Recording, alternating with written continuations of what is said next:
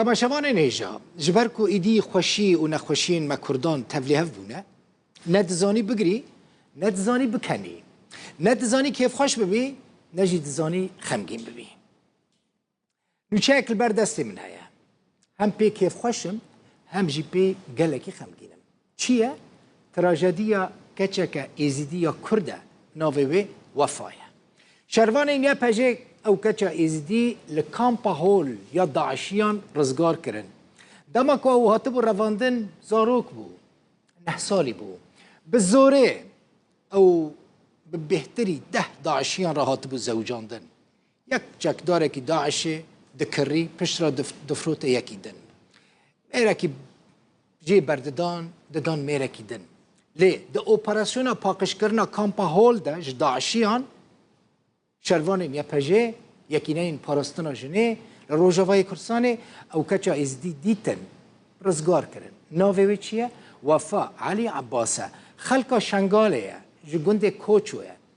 کنگی برنه روژا 3 ماه حشتان سال 2014 جالی چکدار داعش و هاتبو رواندن وفا روژا رواندن خواه دینه بیرا خواه دبیجه و دمه بچوک بویه نها مزن بویه دست پیک داعشیان او بربون موصله پشت را برنه رقای سوری لوی داره چکدار داعشین تروریست بیجه یکی فروت بو یکی دن دست رجیلی کربون بزوره تجاوزی وی کربون و هفالین خوین دن کچینین ازیدی همو فروت بون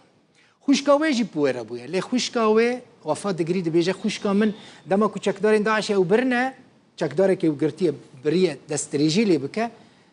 کچاوه ند کاربو خوشکاوه ند کاربو ببیسه ند کاربو باخفه کر و لال بویه لتویه کجی چکدار داعشی او بریه تجاوزی وکریه وفا دی جوه گمارا داعشی پاکش بویه نهال کامپا هولی هاتی رزگار کرن شروانان او برنه جمخوا و پشت راجی و ببن تسلیمی مالباتا و بکن لگنده کوچو لشنگاله